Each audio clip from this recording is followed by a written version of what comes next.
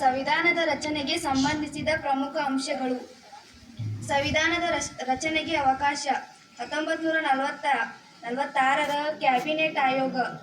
ಸಂವಿಧಾನದ ರಚನಾ ಅವಧಿ 2 ವರ್ಷ 11 ತಿಂಗಳು 18 ದಿನಗಳು. ಸಂವಿಧಾನದ ರಚನೆಗೆ ವೆಚ್ಚವಾದ ಒಟ್ಟು ಮೊತ್ತ 64 ಲಕ್ಷ ರೂಪಾಯಿ. ಸಂವಿಧಾನದ ರಚನಾ ಸಭೆಯ ಹಂಗಾಮಿ ಅಧ್ಯಕ್ಷರು ಡಾಕ್ಟರ್ ಸಚ್ಚಿದಾನಂದ ಸಿನ್ಹಾ. ಸಂವಿಧಾನದ ರಚನಾ ಸಭೆಯ ಶಾಶ್ವತ ಅಧ್ಯಕ್ಷರು ಡಾಕ್ಟರ್ ಬಾಬು ರಾಜೇಂದ್ರ ಪ್ರಸಾದ್. ಸಂವಿಧಾನದ ಕರಡು ಸಮಿತಿಯ ಅಧ್ಯಕ್ಷರು ಭಾರತೀಯ ಸಂವಿಧಾನದ ಪಿತಾಮಹ ಡಾಕ್ಟರ್ BR ಅಂಬೇಡ್ಕರ್. ಸಂವಿಧಾನದ ರಾಜ್ಯಗಳ ಸಮಿತಿ, ಕೇಂದ್ರ ಅಧಿಕಾರದ ಸಮಿತಿ, ಕೇಂದ್ರ ಸಂವಿಧಾನದ ಸಮಿತಿ ಅಧ್ಯಕ್ಷರು ಜವಾಹರಲಾಲ್ ನೆಹರು. ಭಾರತದ ಸಂವಿಧಾನದ ಮೂಲ ರಚನೆಯ ಆಧಾರ 1935 ಭಾರತ ಸರ್ಕಾರ ಕಾಯಿದೆ. ಮೂಲ ಸಂವಿಧಾನ ಹೊಂದಿದ ಭಾಗಗಳು 22 ಭಾಗ, 8 ಅನುಸೂಚಿ, 395 ವಿಧಿಗಳು.